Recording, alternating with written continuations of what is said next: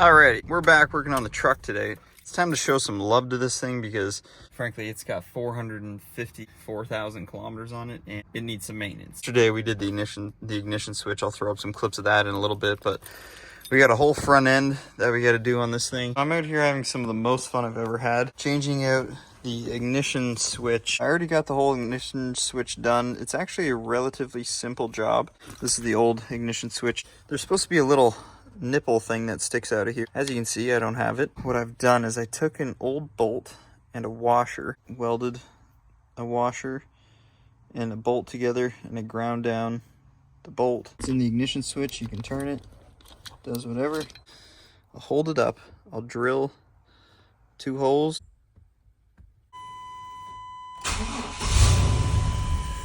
Fucking finally, after 7.5 hours, it took me a half an hour to take out the original ignition switch and put this one in. Everything after that has been a total disaster.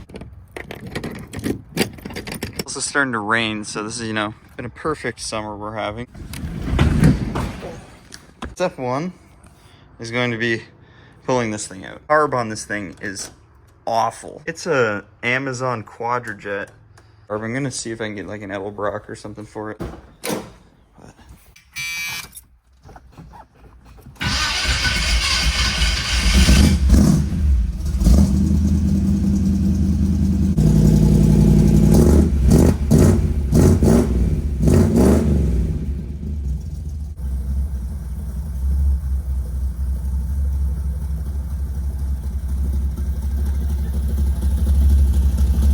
Does that clip kind of remind you of 8 months ago when I first got this thing running after putting it together? I'll insert a clip of that right now and then we can kind of see.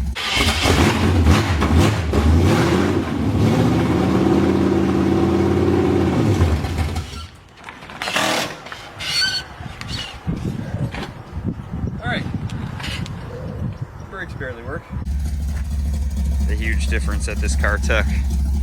We're gonna move this thing out of the way, throw the truck inside. We're there.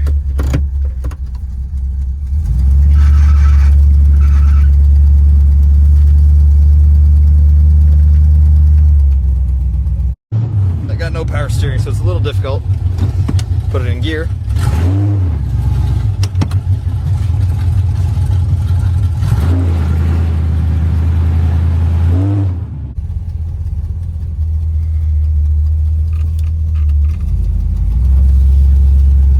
Anyway, we got the old rig in the shop here. Here's what's going on. Tools everywhere. Sway bar end links, because the sway bar end links are falling off. Outer, inner, center link, pitman arm bracket, pitman arm, and so basically everything for the steering.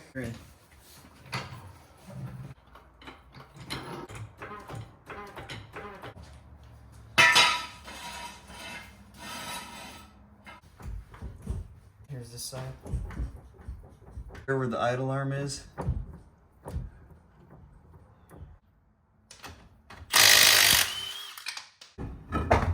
Alrighty. It's probably getting time to do brakes on this thing too. Here's what the rest of the truck looks like. There we go. Holy shit, that's tight. Holy. Guys, I'm reefing on this bolt. Like that is, got some serious flex to it. So I took out the steering components except for the idle arm right here. Now some people are gonna be like, why'd you even bother getting a center link if there's no bushing in the center link? Reason for that is, look at how gross this thing is.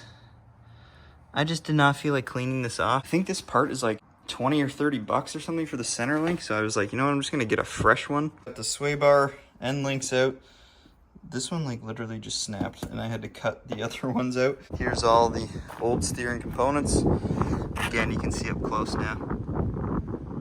Like, that is not safe. Tie rods, I probably could have gotten away with it. It gets to a point, like how cheap do you want to be? New pitman arm, center links, or pitman arms, center links, tie rods installed. We got to give this thing a quick alignment. Like some of you guys probably know with these older trucks, What we're gonna do is we're gonna back this thing up a little bit. What you'll notice with these older trucks is there's a lot of slop in the steering wheel, and where you have the slop is the most important factor. When we align this thing, we have to make sure we do this a couple times so that we have an even amount of slop on either side. Tie up some string, mine's just on the trailer hitch, and you go like this on your tire. If you look way down there at the string, see how it's touching the tire on both sides? And then if you come back to here, we're touching the tire on the front. See, we're not touching the tire in the back. It means the front is towed out. So you can see we're holding the steering wheel to the left. We're not holding it, but it's left while we're driving. Just how it goes when you're aligning these old trucks. They suck to do. We have to take this tire here and tow it out, and this tire here and tow it in. This is going down the road. We're doing 80 kilometers an hour. It's not perfect, but it's pretty close to what it was before I even took everything apart in the first place. I kind of always had to hold it a little bit left, but it drives pretty straight. A little bit left, so all she needs is an alignment, and you know, no hands goes down the road, not bad. So there we go.